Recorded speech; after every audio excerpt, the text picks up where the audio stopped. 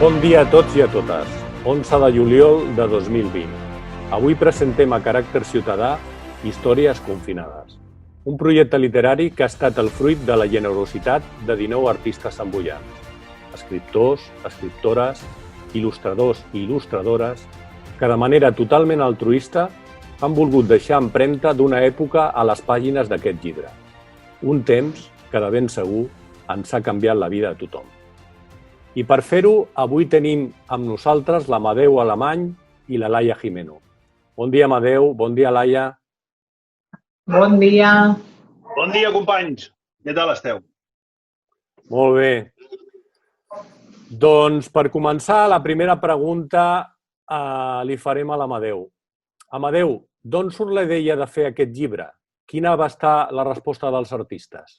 Enmig del confinament, evidentment, i per defecte professional, penses, escrius, fas coses, i em vaig adonar, en un moment determinat, vaig pensar en que precisament des del confinament o fins i tot des de situacions molt difícils al llarg de la història de la humanitat, de la cultura, s'han creat grans obres precisament des d'una situació tan adversa, no? Com és el confinament, no?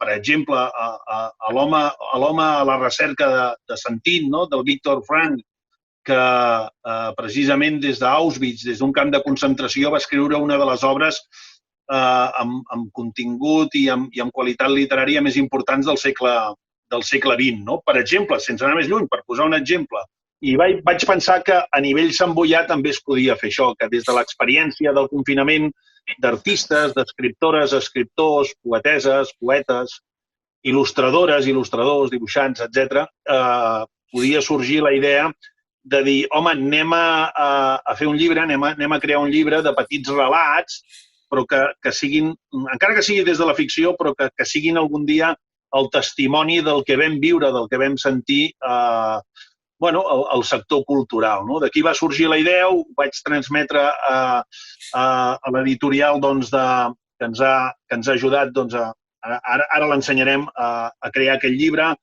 Alda Talent, editorial Alda, amb el Joan Aldabert, que està al capdavant d'aquesta editorial, li vaig proposar, li vaig dir si tindria ganes de fer alguna cosa. De seguida em van dir que sí, i a partir d'aquí em vaig posar en contacte amb aquests i aquestes 19 autores i autors del sector cultural samboià, que de seguida també van tindre moltes ganes, com així, quan ho vam transmetre a l'Ajuntament de Sant Boi i a d'altres partners, a d'altres socis d'aquest llibre, que si tu vols ja en parlarem, de seguida van tindre clar que volien dir la seva, que volien participar i de manera altruista.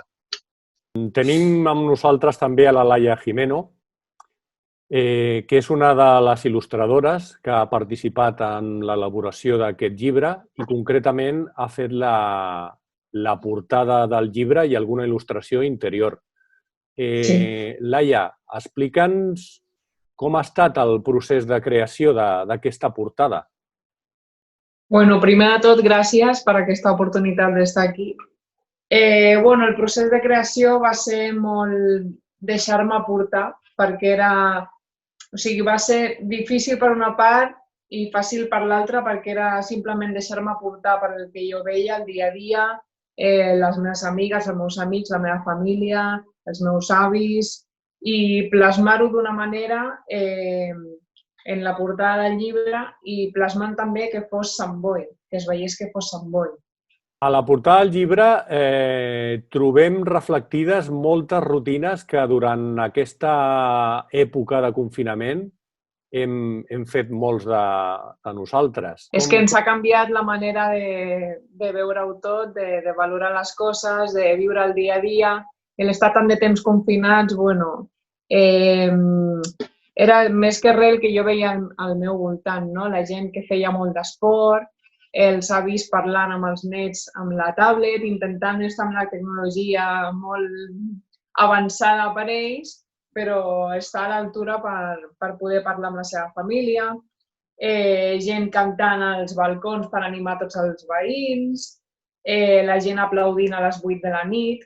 Aquí a la portada es veu que és de nit, està la lluna, està Sant Ramon il·luminat i hi ha una noia que està aplaudint al balcó, que suposa que són les 8 de la nit. Molt bé. I quina tècnica has fet servir per fer la il·lustració? Aquesta ha sigut des d'un programa de l'iPad que es diu Procreate. O sigui que has dibuixat directament a l'iPad. Directament a l'iPad. Molt bé. Sí. Molt bé. Aquesta següent pregunta és una pregunta oberta a tots. Què trobaran els lectors en les planes d'aquest llibre? A veure, jo crec que sobretot allò que dèiem, no? A través de la ficció crec que és una manera molt maca de transmetre els sentiments i de transmetre doncs, les sensacions que va viure cada autora o cada autor en el confinament. Però, a més, la idea de cadascú d'ells relacionada amb el confinament, amb diferents maneres d'haver-ho viscut, no? Diferents històries, insisteixo, des de la ficció, però que realment són testimonis de tot plegat, sobretot sentiments i sobretot maneres de veure aquesta nova realitat, aquesta estranya realitat per part de cadascun d'ells. També podem veure a la portada un seguit de logos comercials institucionals. Quin ha estat el paper de cadascun d'aquestes institucions? Bé, doncs, en primer lloc, evidentment, Alda Talent, com a editorial, evidentment han de fer el paper que fa una editorial, que és arribar a donar-li forma a aquest llibre i a fer-ho realitat. Però després, a més, tenim la col·laboració de l'Ajuntament de Sant Boi, també de Cultura, de la Diputació de Barcelona.